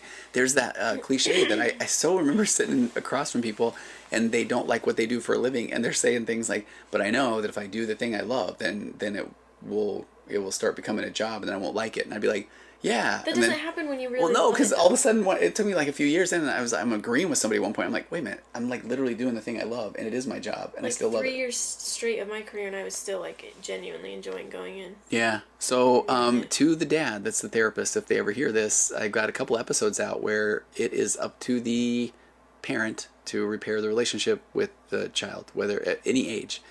That doesn't mean that they're going to immediately jump up and down and say, okay, finally. But I know that it doesn't matter what age, the kid is still wanting that validation from, I believe that's the case. And, but I know just from my practice but it is up to the parent to deal with their discomfort. If they need to go to therapy, if they need to work on things, then that's what they need to do. And I do often feel like a therapist sometimes, there's a lot of the concept, okay, you want to go deep for a second? So people that are like, let's say positions of authority in like a church community, or people that are are people that are they get validation in their work, but then oftentimes they feel like, well, these people care about me, and when I come home, everybody disrespects me. They don't listen to me. Now that is a issue with the person, the dad in this situation. That's not the kid. That's not the family. Like that's no, it's all the parent. And which sucks though, because it's like then when you are the kid, that's not. And the problem like the person asking the question, it's like that sucks. It does. Like any tips? But it's not you. No, and if you really look at the concepts around being differentiated, it's where if you know you're okay and you're not trying to get validation, you're operating from this solid but flexible sense of self, and you take time to learn how to calm your own mind, your own heart. You're grounded in your response. You're taking ownership of your own stuff. And your parent, man, I don't even know if I want to recommend this, but if your parent is still not showing up the way that you would like them to, you're in this thing called emotional gridlock. And at that point, there's a psychologist named David Schnarch who says that's when you construct your crucible. And what your crucible is now you take your unresolved personal issues out of that gridlock situation, and then you confront them from a place of integrity. So what would that unresolved personal issue be? It's the ability to express myself and ask for things that I would like in the relationship. Because when you're not trying to manipulate, coerce, control, or just get validation, you are allowed to ask for things in a relationship. I mean, that is part of the human experience. So even if it's with your parent, hey, I would like a relationship with my parent. I mean, that's okay to say. Because, it's like, I don't know if communication has already happened or not, but it's like, you are so allowed to bring it up. And I mean, again, don't know the whole situation, but it's like, I would hope, especially your dad being a therapist, that he would be able to step back. Boy, you would hope. And view it, like, with the things that he does know. Yeah. And because maybe he genuinely just doesn't. Thinks you're okay? Yeah, like, doesn't realize that that's something that you feel is missing. Yeah. And there could be room for that to change. Yeah. But the communication has to happen, if it hasn't already. Yeah. Well, if and it has already and it still hasn't, then it's like, it is on him, and that sucks. And it is, and that's where I was saying, and you're so right, like, I'm sure those, I don't know, oftentimes those attempts are made, but then if the parent then responds emotionally, immaturely, and says things like, you don't know how hard it is, or I'm stressed, or whatever, that then eventually the kid's going to feel like, okay, well, my opinion doesn't matter, so now my job is just to validate my parent, and which is right, which your job is not to no, validate it's really the parent in not, that it's really scenario. not, but then, so, and I like what you're saying, because honestly, if I go back to this constructing your crucible, you're taking this situation, this issue, and you're confronting it as a place of integrity for you. You're doing it for the sake of you, not the relationship. So it's even if that person doesn't reciprocate. And I hope that makes sense, because sometimes if you are that's where you can learn about yourself within a relationship, because oftentimes people will then they'll just leave the relationship. And the unfortunate part is they will then, I mean, it's kind of normal for the person to feel like, man, but I really never gave this person a chance, or what if I would have said it this way, and so you have to come from this place of being grounded. Yeah. I feel like, side note, super not like this person said, I'm so happy for you for having a parent that simply just understands you, which is so nice, but I do also feel like there's a point to be made where it's like, even if it's your parent, it's still two humans having a relationship. Yeah. And I feel like we still, like, we put work into our relationship. Oh, for you sure. know what I mean? Like, Yeah. we spend time together and we talk about things and we communicate things. And so it's like, I feel like some people see it and they're just like, oh, that's so, like, it's so easy, it's so whatever. And I'm not saying it's not easy. Like, No, but you're lucked out. right. But it is like a relationship, like in any other sense, and it does take work from both people. Yeah. To maintain it, even if it's your parent. You want to hear a silly example of this today? Yeah. So I go operate from my office in California every other week for a few days, and then I come back and I haven't seen you, and we texted a little bit, and then I get to interact with Sid, and I'm talking to, I mean, I love trying to, I mean, here's, tangent, but if you are the parent, it is your job to, you can text your kid, no matter how old they are. You can send them things. You can ask how they're doing. Nothing You worth can. like you're putting in that effort. I'm trying to, and so then when I got home, and then I saw you today, and I was running came out. in my room. You just hung out. Well, even when I with me, left, like, and then I went to church for a little bit. And then I was like, I kind of even made part of my decision to go ahead and take off a little early. Was I was like, oh man, I want to talk to Mac, and then I came in your room. We just got to chat for and a little bit. I had to move like lots of things to be able to sit on your couch. Okay, seriously. You know what those were? Those were my clothes that I have to throw away because I don't fit into them anymore. Okay. Because I lost 60 pounds. She lost 60 pounds right there. That's like a whole kid. A couple of kids, depending on where you're going. You know what I mean? That really is. Yeah. Aaron what loves I my did. outfit. Thank you. So it's a these murder are on my the couch virtual clothing. couch hat. Yeah. Okay. What do you do when a partner doesn't want couples therapy from the go? That is a great question. You do try, you ask them, and what's really wild, because I see a lot of couples, I still see 20, 25 couples a week, and you know when the person's dragging that partner in, and that is part of Well, because can you actually heal or get better if the person isn't willing? So, Or, like, define is it still healing, kind and define getting better. If a couple comes into you, Yeah. and let's say the dude does not care and is tuning it all out and does not care about any of it, is there any growth there? Okay, first of all, ADHD. I'm watching you from South Sudan. Thanks, John. That's really cool. I don't know where that is. It's very far away. I think it's like past Nevada. God. It's way past that. You're so smart. No, okay, but here's why I said define, or depends on. So it will pressure the relationship for growth. And when people come into couples therapy, the ideal thing is that you can help the couple heal. Like, that would be wonderful. And as a couples therapist, I used to think, oh, both people are coming in here, they're pretty interested. But sometimes they are. Other times, one So person. You both look great. Okay, thank you. I'm sure you do too, John. That's right. But other times, though, then people are, if they are dragging a partner in, I mean, that is, I call it a leading indicator of saying that, okay, that does show where the relationship's at.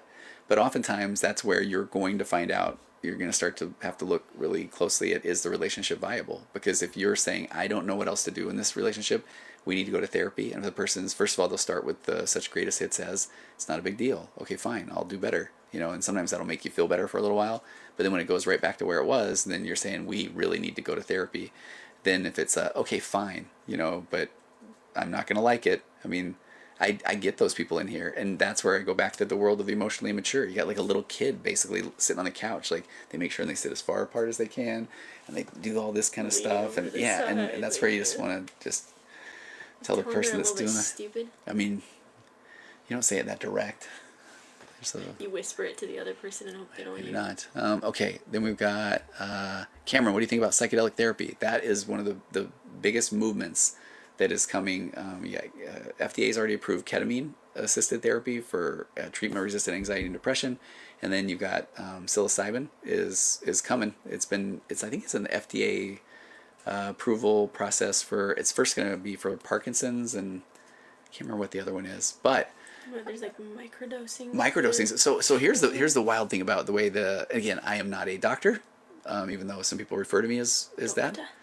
So this is, and so please go do your own research, find out somebody that really operates in this field. But I'm fascinated by it. I've been reading about it for a long time. I have talked to people after their trips, kind of help them process it.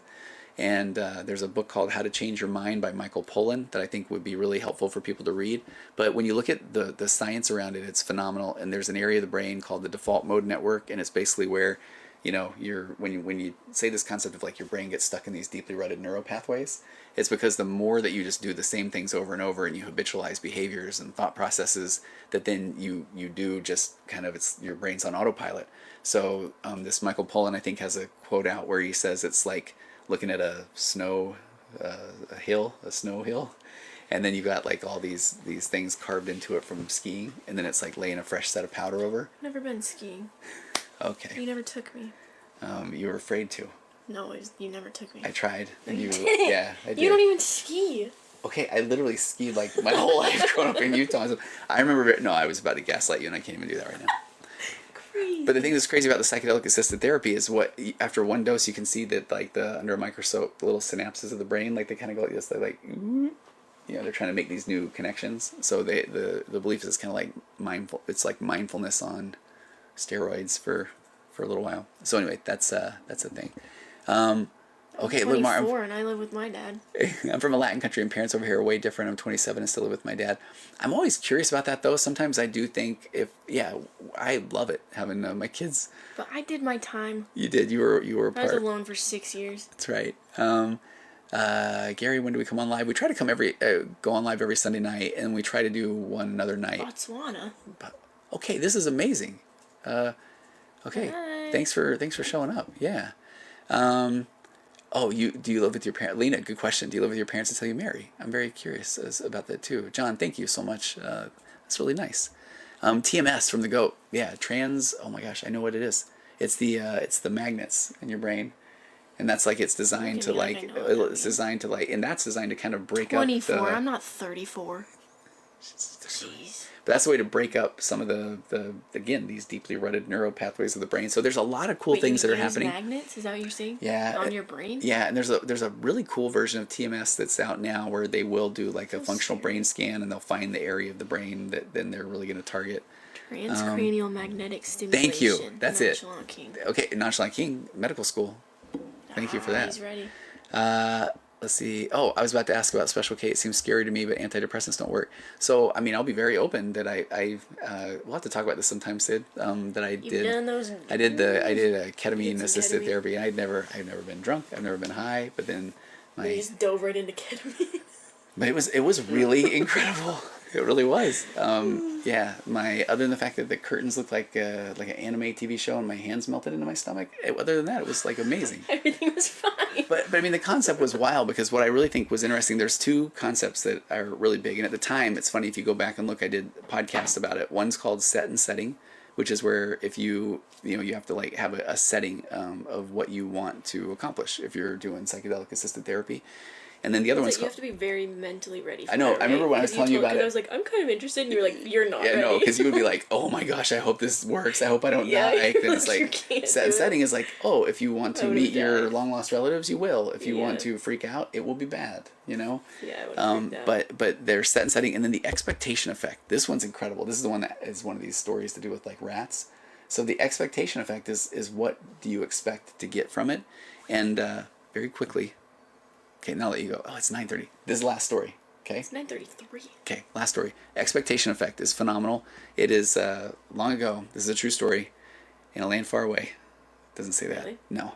But there were like picture there were 20 mice, and then there were wear two jackets? groups. No, I told somebody about that Love one. the jacket story. But in this one, 10 rats are given to one group, 10 rats are given to the other group. So we've got Mike and we got Sydney. So we'll say that we gave Mike these you get 10 rats. and we gave him these maze bright rats. So these guys have been genetically engineered to go through mazes quickly. And to Sydney, we give them the duds. These are just like very lazy You should give rats. Mike the stupid one. Okay, are you cool with the stupid ones? I'll take the stupid. Okay, so Mike's got the stupid rats. Sid's got these genetically engineered maze bright rats. So for 3 days, they're working with their teams and they've got the same maze. And Mike's like, he's bummed because these guys are just duds. These rats they're not doing much. He's like barely putting in any Screaming at effort. him. Like, yeah, he's like, come on, get out of there. He's tapping the side of the thing. But Sydney, like these things are genetically engineered to go through these mazes fast. So we're talking like a movie montage like you haven't seen since like Rocky 3 where all of a sudden there's like the music's playing and she's all go and the little rats are like going and they're high-fiving and everybody on Sydney's team's high-fiving. So the big day comes and it's time to race these rats. Lo and behold, Sydney's genetically engineered rats, they go through the maze 2 point something times faster than Mike's dud mice. But then the psychologist unveils the big news. They were just the same rats. No one was genetically... So that's called the expectation modified? effect, and that has So been Mike would have been nice to his rats Yeah. instead of one. yeah. And if Sydney would have thought hers were duds, but that is why where that affects the psychedelic assisted therapy is the expectation effect. Do you see yourself as a maze bright human being or a maze dull human being, or do you see your spouse, your partner, as maze bright or maze dull? And when I go speak about this, I'll say, or do you see your kid as maze bright or maze dull? Because they will act the way that you treat them. I mean, and there's a lot with that. They How about could've worn that? jackets in that story too, though. Didn't you have pet rats? Tom and Jerry? Tom and Jerry, and I did not like them. They bit me, that bit each other. I've still never really processed Tom and Jerry. Yeah. Processed it? They were What your happened to pets. them? They accidentally got let out in a field. Accidentally. I'm sure they're still fine. It was just 50 years ago. They're on the butterfly farm. They're at the butterfly farm. They Dexter? crossed. Yeah, with our dog. Okay, your dog literally went to a ranch. Convenient. No, Okay, but I genuinely believed that for so long. because I your still dog. don't know what to believe. Wait, did he? Yeah, Did he he? went to No, he he didn't. went to the Klein's Ranch in Auburn, and he had a Oh. bandana, and he lived a happy life. Wait, for I don't real. believe you. Went out back with No. Uncle Tony No, to the creek. nope. Not that creepy.